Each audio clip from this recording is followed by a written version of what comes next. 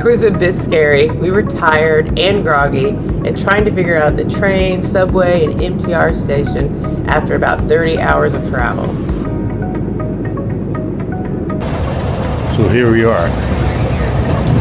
Where are we? Deep underneath Hong Kong to the train. Getting on the train. We've been managing it okay, but it's getting to be a little crazier than what we expected, but we'll figure that out.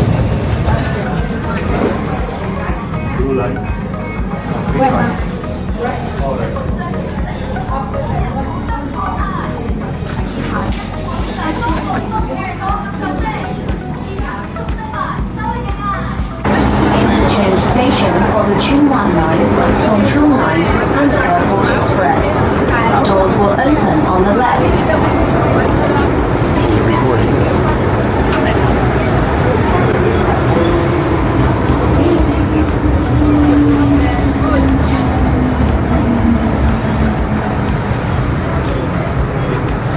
We got better using the trains every day, and eventually it became pretty easy. We could not believe how clean every station was and how polite and orderly all the people were. It was finally time to make our way to the Hong Kong Convention and Exhibition Center, where we spent our first 2 days as guests of the U.S. delegation to the 25th Annual Hong Kong Forum hosted by the Hong Kong Trade and Development Council.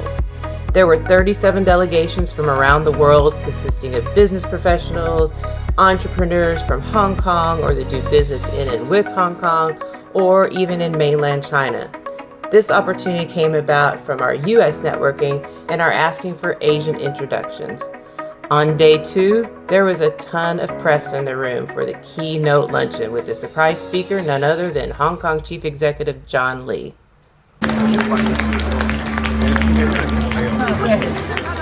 400 business people from all over the world, from every sector and industry here this year and every year for a quarter of a century now. Many of you are part of the Federation of the Hong Kong Business Associations Worldwide, a global network spanning across some 40 countries in the world, counting over 11,000 members around the globe.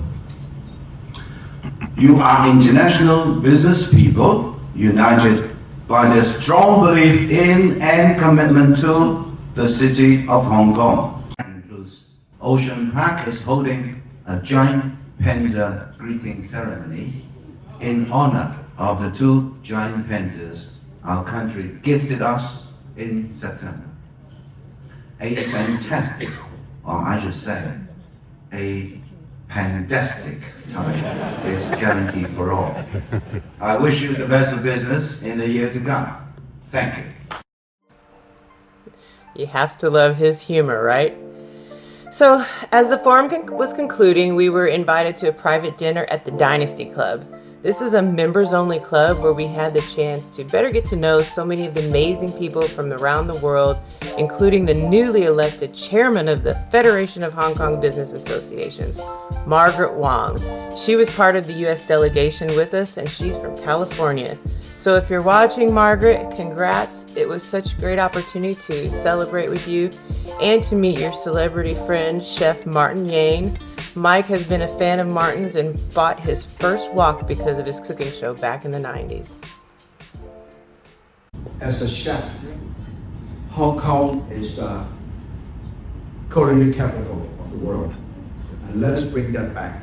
There's no place in the world, not New York, not San Francisco, not Chicago, not Philadelphia. Hong Kong is truly the culinary capital of the world. And as a chef, I do shows all over the world.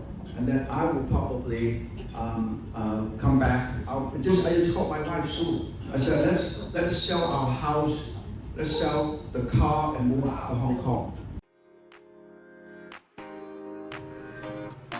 We also had a beautiful dinner aboard the Oriental Pearl Harbor cruise ship, where we were able to watch the famous Symphony of Light show. It was spectacular from the water.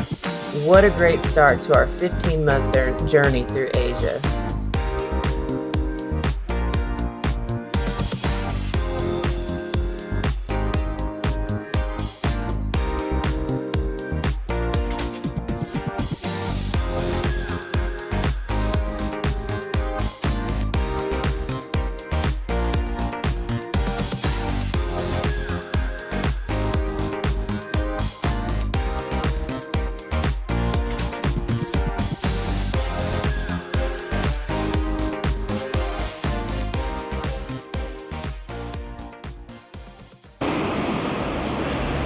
All right, one of the best values we found in Hong Kong is taking the double-decker tram. And here's the thing, it's only 40 cents. So these free? I think we just got them for free. I'm not sure yet. For 40 cents US dollars. 40 cents? That's crazy. It runs the entire east-west of the island, so you can get on and off. It stops pretty much every other street, so it's not super fast. If you're in a hurry to get somewhere, you might want to take the MTR. But the MTR doesn't stop quite as often, so that means wherever you get off, you may still have quite a bit of walking to do. The great thing about being on the double-decker is, especially if you ride up top, you get to see everything from up there. It's a great view, so if you need a great value, take the double-decker tram.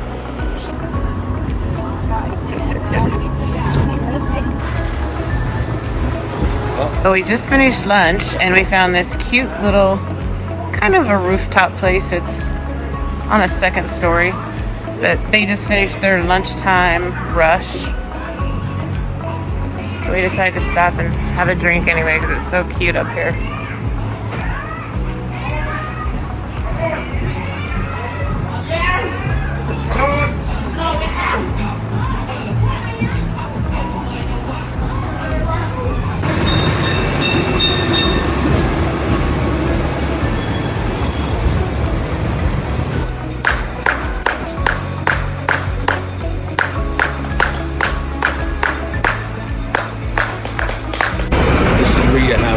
Your demons. And they take your demons and they write them on paper. And I think they write it on a $50 Hong Kong dollar.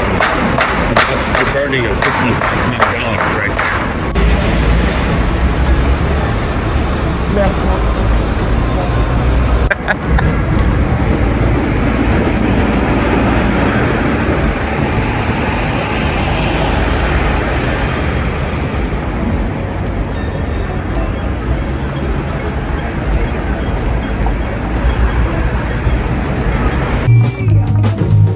On our last night on Hong Kong Island, we decided to stop into the Sophia Loren restaurant and met this amazing singer from Toledo, Ohio, performing up on stage. She was awesome.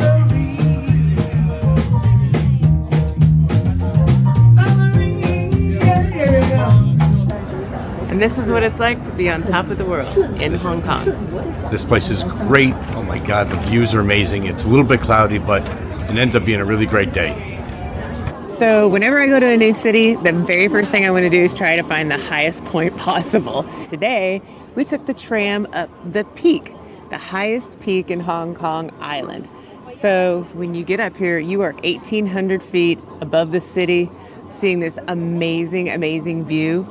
People started coming here back in the 1800s to get away from the hot, steamy weather of Hong Kong, because up here, it's nice and cool. And the rich people would come, and they would be carried up in these crazy chairs by their staff. We're at the not the tip top, but close to the top. And if you look behind us, we've got the tramway that goes into the back. You'll have a whole area behind us that takes care of all the tourists. It's got restaurants, it's got snack shops and gift shops.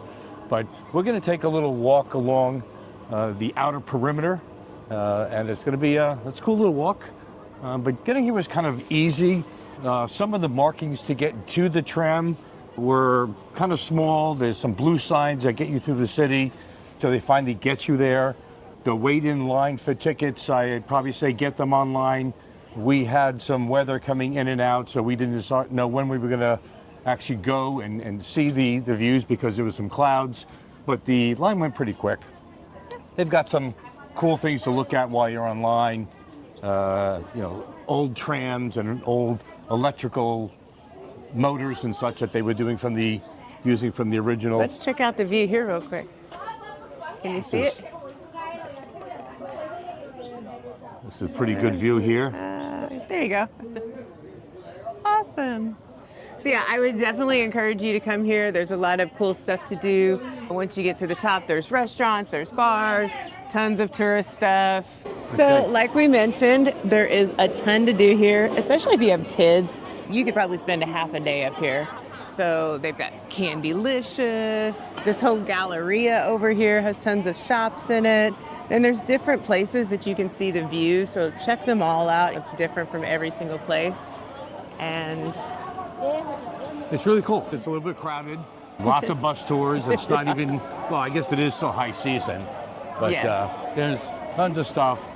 It's crowded. We've been here for a little over an hour or so. We're starting to take a look at the lines. And matter of fact, the lines behind us are starting to get a little bit long to get down, but we're going to get there before all the bus loads leave.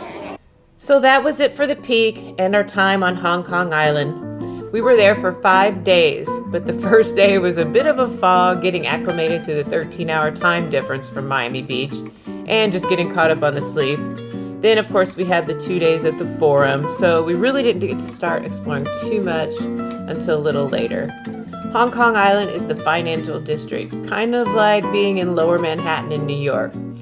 So we've decided to make our way to the other side of Victoria Harbor, to Kowloon, where it's a little less expensive.